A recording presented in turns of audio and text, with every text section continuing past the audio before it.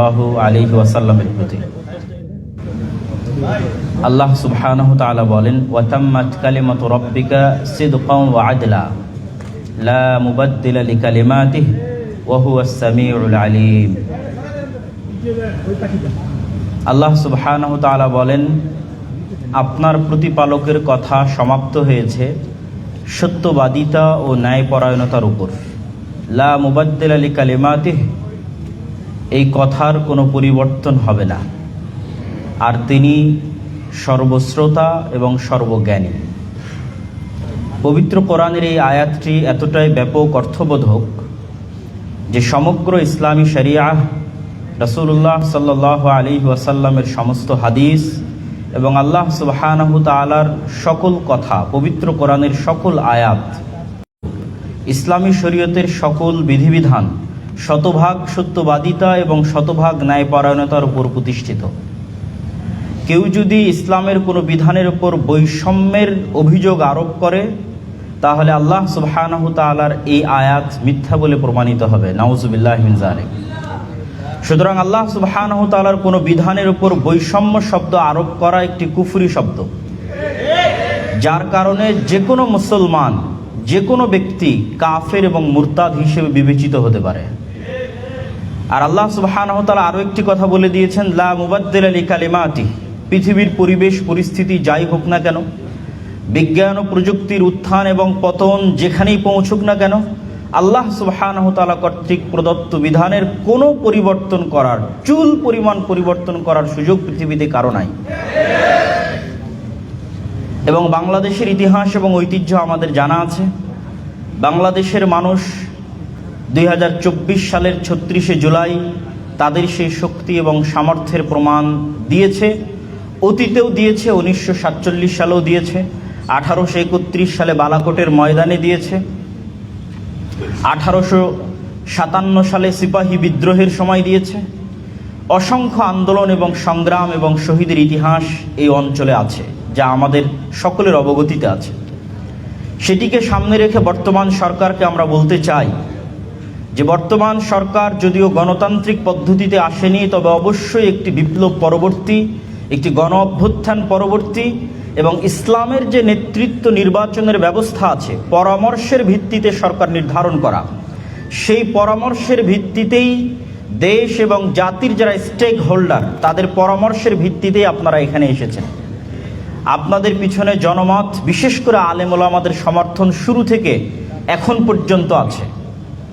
এবং আমি এর সাথে আরও একটি কথা যুক্ত করে দিই যে আমরা অনেকেই সমগ্র বাংলাদেশে ইসলামের বিজয়ের স্বপ্ন দেখি। আমি অনেক সময় মনে করি, যদিও আমার এই কথাটি বাস্তবে প্রতিফলিত হবে না, তবুও হয়তো এরকম পর্যায়ে কথা বলার সুযোগ ভবিষ্যতে নাও আসতে পারে, সেহেতু এখানে বলেই নিই যে বর্তমান সরকার যেই পদ্ধতির উপর এসেছে, পরামর্শের ভিত্তিতে যোগ্য মানুষকে সবাই নিজ নিজ জায়গা থেকে চিন্তা করেছে আমার চেয়ে কে ভালো হবে, এবং তারাও হয়তো চেষ্টা করছে তাদের জায়গায় বিভিন্ন মন্ত্রণালয়ে কোনো প্রকার দল মত না দেখে যোগ্য ব্যক্তিদেরকে নিয়োগ দেওয়ার এই যে পদ্ধতি, পুনরায় গণতন্ত্রের দিকে ফিরে না গিয়ে এই পদ্ধতিকেই যদি কন্টিনিউ করা যায়, তাহলে এটাই ইটসেলফ ইসলাম প্রতিষ্ঠার জন্য যথেষ্ট। এটা অনেক সময় আমরা বুঝি না যে এই সরকার যেই দিন শেষ হবে, আমাদের দাবি থাকা উচিত যে সেই দিনও পরামর্শের ভিত্তিতে সরকার প্রধান নিযুক্ত করতে হবে। আলেম ওলামাদের পরামর্শ, দেশের অন্যান্য স্টেক হোল্ডারদের পরামর্শ, তাদের পরামর্শের ভিত্তিতে সরকার প্রধান আসবে, তিনি তার পছন্দ মতো তখন তার ক্যাবিনেট ঠিক করবেন। এটাই ইসলাম।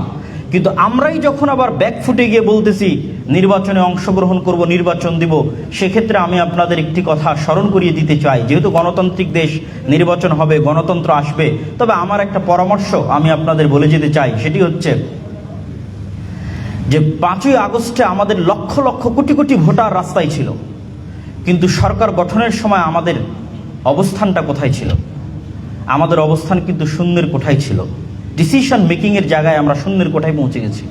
অথচ আন্দোলনে দেখবেন আপামর আম জনসাধারণ, ইসলামপন্থী, আলেম ওলামাকে ভালোবাসে, তাদের অংশগ্রহণই বেশি। এর সবচেয়ে বড় কারণটা হচ্ছে আমরা শক্তিশালী প্রতিষ্ঠান তৈরি করতে পারিনি।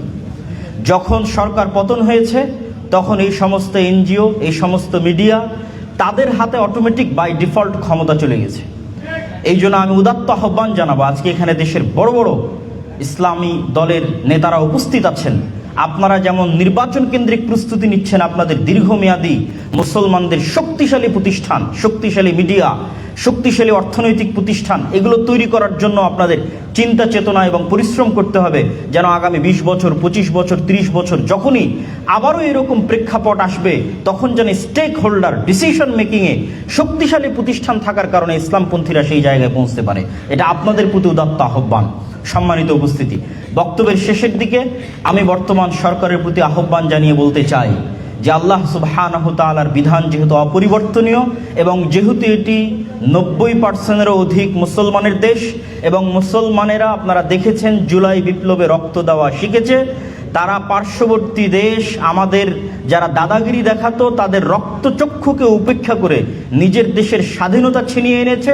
প্রয়োজন হলে তারা পাশ্চাত্য কর্তৃক, পাশ্চাত্য থেকে আমদানিকৃত এই নষ্ট ভ্রষ্ট সংস্কৃতিকে, এই নষ্ট ভ্রষ্ট নারী সংস্কারের প্রতিবেদনকে ডাস্টবিনে নিক্ষেপ করার জন্য শেষ রক্তবিন্দু পর্যন্ত দিতে বাধ্য থাকবে।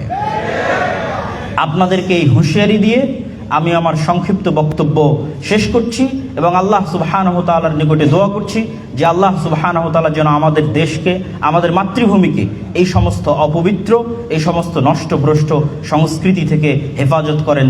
আল্লাহুম্মা আমিন। ওয়া আখিরু দাওয়ানা আনিল হামদুলিল্লাহি রাব্বিল আলামিন। আসসালামু আলাইকুম ওয়া রাহমাতুল্লাহি ওয়া বারাকাতুহু।